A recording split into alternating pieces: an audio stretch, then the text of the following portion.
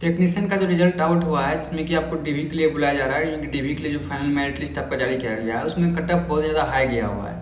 लेकिन कुछ लोग यहाँ पर जो कमेंट कर रहे हैं कि यहाँ पर मेरा 0.02 नंबर से नहीं हुआ, और कुछ लोग बोल रहे हैं 0.41 से मेरा रह गया, कुछ लोग बोल रहे हैं 1.1, तो ऐसे बहुत सारा मैसेज जो आ रहा है कि 1.1 से 1 नंबर से हम मिस करके मतलब नहीं हुआ।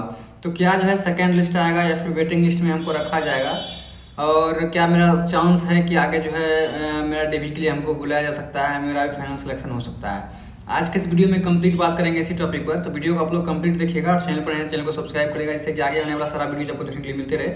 और टेक्नीशियन का जितना भी वर्क प्रोफाइल है सब कुछ हम आपको वीडियो के माध्यम से बताते जाएंगे कि करके सारा कुछ।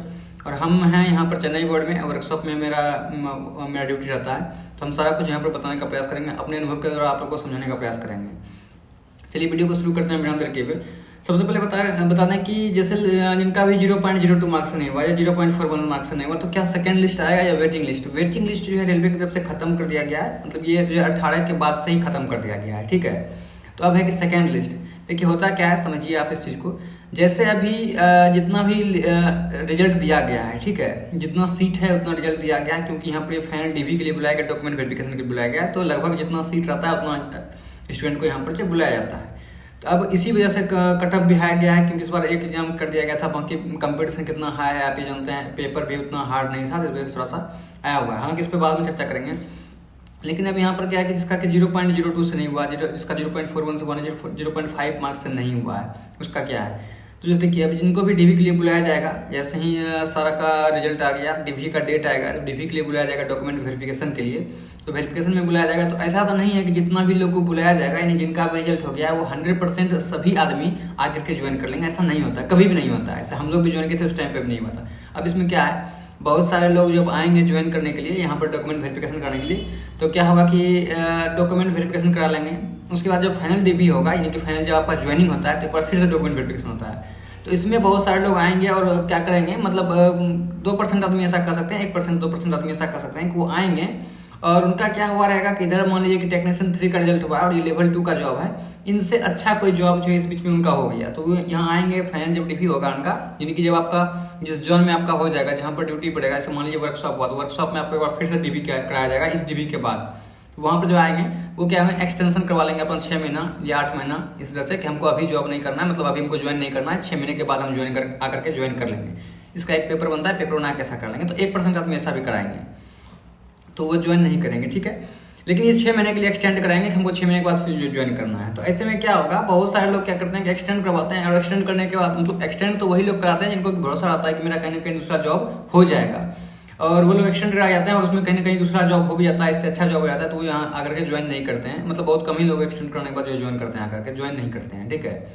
तो इस तरह से क्या होगा, सीट खाली हो जाएगा। एक बात ये हुआ। दूसरा बात क्या है, जैसे कि अभी डीवी ही कराने के लिए बहुत लोग नहीं जाएंगे, बहुत लोग तो नहीं कर सकते, मतलब उसमें भी 1-2% आदमी ऐसे रहेंगे। जैसे मान लीजिए लेवल 2 का जॉब है, किसी का बिहार टीचर में हो गया, एग्जाम दिए थे टेक्नीशियन वाला और किसी अलग चीज में रिजल्ट हो गया, एसएससी में रिजल्ट हो गया, या फिर एएलपी में रिजल्ट हो गया, एएलपी भी है तो उसमें भी रिजल्ट हो गया, तो समझ रहे हैं कि मेरा एएलपी में जाना है, टेक्नीशियन में नहीं जाना है।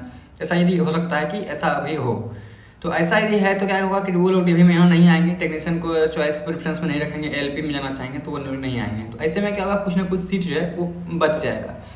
तो जैसे ही देखेंगे कि बच जाएगा, एक बार ज्वाइनिंग नहीं करने आ रहे हैं, 1 बार 2 बार 3 बार, उनका जो है 5 महीना 6 महीना तक या मैक्सिमम साल भर तक वेट किया जाएगा। वेट करने के बाद यदि वो नहीं आएंगे ज्वाइनिंग के लिए, तो क्या होगा कि बोर्ड की तरफ से सेकेंड लिस्ट जारी किया जाएगा, और सेकेंड लिस्ट जारी होगा, इसमें से क्या होगा कि अब बात है कि जिसका 0.02 से छूटा हुआ है, तो इसमें इस बार कट ऑफ इतना ज़्यादा हाई है, तो आप समझ रहे हैं कि पॉइंट मार्क्स का भी जो है बहुत ज़्यादा वैल्यू है। यानी कि कट ऑफ को कम करने के बाद कहें कि कितना कट ऑफ कम हो जाएगा, तो आपका 0.1, 0.2, 0.3 कुछ भी कम हो सकता है, मतलब पॉइंट समझिए 0.0102 इस तरह से जो है कट ऑफ कम होगा। जैसे ही इतना, क्योंकि यहाँ पर अगर 0.5 भी मार्क्स यदि कम कर दिया जाए, कट ऑफ कम कर दिया जाएगा सेकंड लिस्ट के लिए, तो क्या होगा कि बहुत सारे स्टूडेंट आ जाएंगे। तो यहाँ पर बहुत सारा तो लेना नहीं है, सीट बहुत कम खाली रहेगा, मतलब समझ रहे हैं, ज्वाइन करने वाले की संख्या ज़्यादा रहेगा, ज्वाइन नहीं करने वाले का संख्या बहुत कम रहेगा।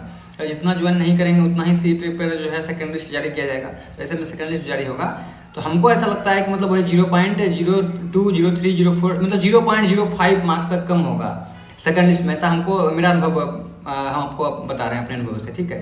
तो अगर मान लीजिए 0.05 तक कम होता है, अब इसका 1 नंबर कम, 1 नंबर कम है, तो इस बार देखिए 1 नंबर है तो बहुत मुश्किल है, वैसे जरूरी नहीं कि सिर्फ सेकंड लिस्ट आए, थर्ड लिस्ट भी आ सकता है, क्योंकि बहुत लोग यहाँ ज्वाइन करने के बाद भी यहाँ से रिजाइन देकर चले जाते हैं, मतलब जॉब नहीं करते हैं, तो वो सीट खाली हो जाता है ना, तो फिर यहाँ पर सेकंड लिस्ट इस तरह से भी निकला जाता है, सेकंड लिस्ट निकाला जाता है। तो यहाँ पर ये समझिए कि 0.05 तक हमको लग रहा है कि कम करके सेकंड लिस्ट आएगा, लेकिन हाँ एक और लिस्ट जरूर आएगा, तो आप लोग वेट कीजिए, क्योंकि यहाँ पर हम जो चेन्नई बोर्ड में यहाँ पर तो खैर 2018 वाला जो वैकेंसी देखिएगा तो उसमें जो है 8-9 लिस्ट तक आया हुआ है, ठीक है। आप जब देखिएगा गूगल पे से करके देखिएगा तो 8-9 लिस्ट, और ग्रुप डी का बात करें तो 12-13 लिस्ट तक आया हुआ है। तो यहाँ पर तो जरूर आएगा, बाकी अदर बोर्ड में भी आता है, तो 2-3 लिस्ट तो कम से कम आएगा ही आएगा। तो इसके लिए आप लोग निश्चित रहे, वेटिंग लिस्ट हटा दिया गया है, अब डायरेक्ट जो है आपको डीवी के लिए ही बुला दिया जाएगा।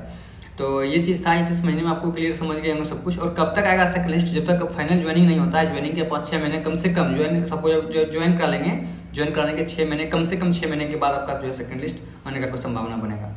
वैसे जैसे ही सेकंड लिस्ट वगैरह कुछ आएगा तो हम आप लोग को जरूर अपडेट करेंगे। उम्मीद करते हैं कि सारा कुछ आपका डाउट क्लियर होगा। यदि अभी भी आपके मन में कुछ भी डाउट है तो आप लोग जो है हमें इंस्टाग्राम से जुड़ करके आपको डायरेक्ट वे मैसेज कर सकते हैं, जो भी आपके मन में डाउट चल रहा है आप हमको मैसेज करके पूछ सकते हैं।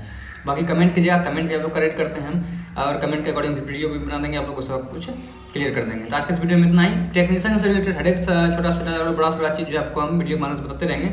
चैनल को आप लोग सब्सक्राइब करके जरूर चैनल से जुड़ जाइएगा। मिलेंगे नेक्स्ट वीडियो में नए टॉपिक के साथ। वीडियो कैसा लगा कमेंट कर जरूर बताइएगा, और वीडियो को लाइक जरूर कीजिएगा। मिलते हैं नए वीडियो में, तब तक के लिए जय हिंद।